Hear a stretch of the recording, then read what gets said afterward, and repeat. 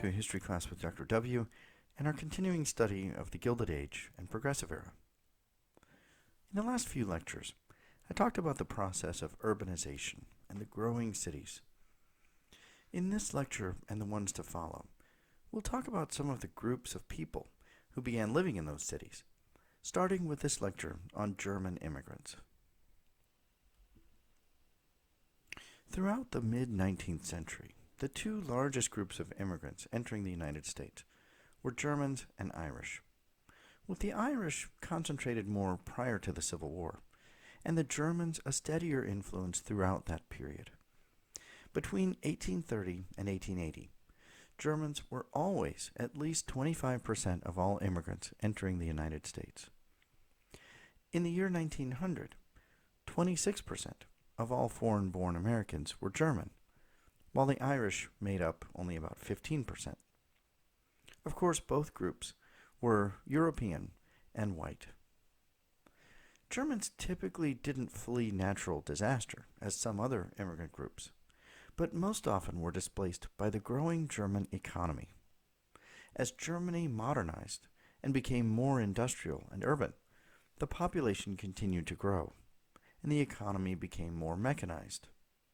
The population in the cities surged, and there just weren't enough industrial jobs to keep up with the growing population. Peasants moved into the cities, and some of them just kept right on going and ultimately immigrated all the way to the United States. Germans, therefore, typically were not upset with their government or their homeland after they left, and in fact, they took great pride in their heritage. As one historian observed, the Germans, quote, came not to establish something new, but to reestablish something old. Between 1860 and 1890, German immigration was about 40% urban and 60% rural. They also tended to settle in different cities than the Irish, with only New York City in common between them. More Germans tended to move inland and settled in what today we call the Midwest. Cities like Milwaukee, St. Louis, Buffalo, Chicago, Cleveland, Toledo, Detroit, and many others included large German enclaves. In these areas, Germans attempted to replicate as best they could their lives in the homeland. Large numbers of Germans worked in skilled trades. The famous children's tale of the butcher, the baker, the candlestick maker refers to German immigrants. Famously, the beer industry of the Midwest became a focal point of German immigrants, but they were also bakers, butchers, cabinet makers, tailors, and many other trades. German women were less likely to join the workforce, but many worked in family-owned businesses. One common feature of the German enclaves was the popularity of the saloon. As one historian wrote, wherever 3 Germans congregated in the United States, one opened a saloon so the other 2 might have a place to argue. This led to the stereotype of the fat, beer-swilling German. But indeed, there were many saloons in German areas.